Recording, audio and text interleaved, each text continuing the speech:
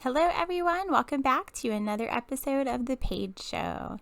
So I'm getting a lot of questions from clients, friends, everyone I would say is in my soul group and anyone that I am working with on a daily basis. It's kind of a generalized theme of feeling like we're all on a cliff right now, and questions surrounding how do you jump, or how do you know it's safe to jump, or how do you move through the fear of not wanting to jump. Because some of us feel prepared to jump and we're just choosing not to, or we're overanalyzing whether or not it's the time to. And other ones of us, like me, I'm on a cliff with all of you as well, have some fear related to it because we don't see that we're really prepared for it. We don't see a parachute and we're feeling asked to jump, or we're feeling led to jump without the parachute in hopes that it's going to be there when we do. So the ultimate level of trust, and that's being built in all of us in different ways through different experiences we're going through in life right now.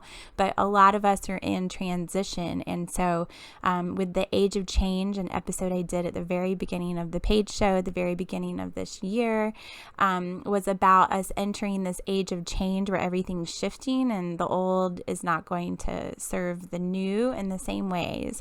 So with any type of shift, it doesn't affect you on just one level. It affects you on every level of your life. So we're seeing a lot of relationship shifts, relationships with everyone, not just romantic relationships, but how you're evaluating your family relationships or your friends or your children. All of that, it shifts, and you start to have to bring those shadow pieces forward to your awareness while you're standing on this cliff being told to jump into something new. That's what it feels like for most of us right now. If it doesn't for you, just wait for it, okay?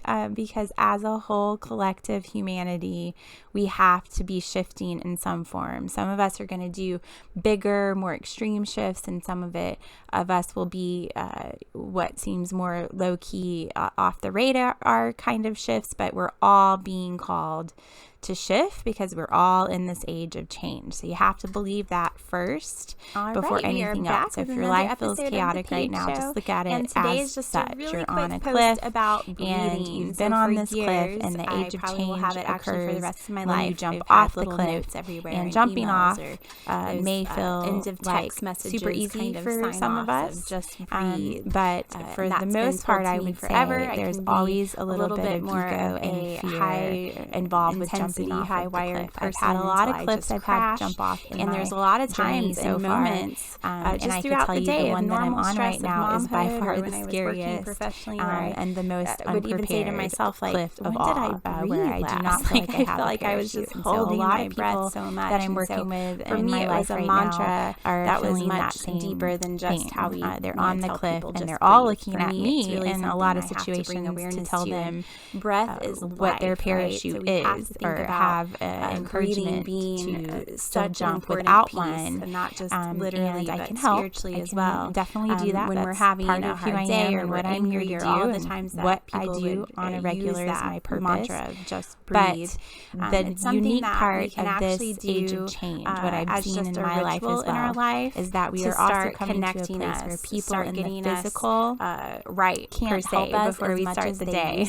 Get you in your right mind. Help does not go quite as far. Get your day started off because we're at a time at the end of the day. So you can use breath work as a ritual, as a form of mindfulness. We're at a time where we're being called other than just the when you're upset, and breath work has been a very special part of my life because I really needed it. Intangible, I needed to behind the veil, bring awareness to the lack of breath type of trust, where not everything is so clear, upsetting you just sense, and then by doing that, I realized to have the ultimate trust to do that. Life force, I know that's not easy. It's super easy to work with behind a mic. I'm sure that ritual is on a lot of your mind as well. To talk about this and put that out there. There's a million people breath exercise on YouTube right now talking about it that can help you drop in. If you can search the light switch, you'll have what I millions of people saying instantly, do this, do that. Giving you the shaman type breath that I talked about in a different episode where you're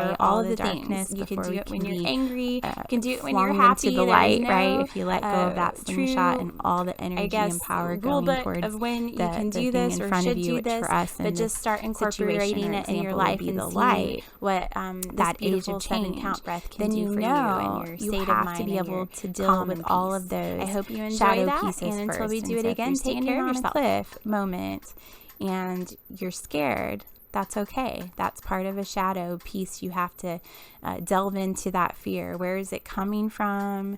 Is it really fear, or is it just disbelief in yourself? Like, as you start to delve into what you think is one emotion, your ego really will allow you to uncover. When you connect with your ego, you identify it enough to say, yes, it's there. It will really lead you down a path of discovery of the true reason why you're not able to jump off the cliff. All right. And so that's what today's episode's about, is really to get everyone to start thinking about what cliff moment is occurring in your life right now. Do you have one yet? Do you have others around you that are having cliff moments? And you need to be aware that yours is probably coming next, right? Because we all are in this together. Look at that with some joy, knowing that when you're at a cliff moment, you're going to be jumping off into something brand new, and as scary or unseen as it feels right now, it is brand new. It's going to be different than what you're feeling right now. So if you're not enjoying this cliff, look forward to what can come when you jump off, despite how it feels being forced to jump off. Some of us feel like we're being pushed off a cliff. All right. That's me. I'm over here raising my hand. But either way, think of it from a perspective of joy. Dissect it, per se, from a place of ego as to what's keeping you from doing it. And then find a comfortable moment or the symbolism of some parachute for yourself that will allow you to jump. And if all else fails, understand that this is just your divine moment, that you're jumping into your true divine self. It's just you and spirit. That's who's got your back right now. But it's the ultimate power, ultimate source to have your back, stronger than anyone else you could be taking advice from. And if that's all you can do or have to believe in or hold on to make the jump, then that is what you do. And you wait for the wonderful rewards that come after when we finally take a leap off our cliff moments.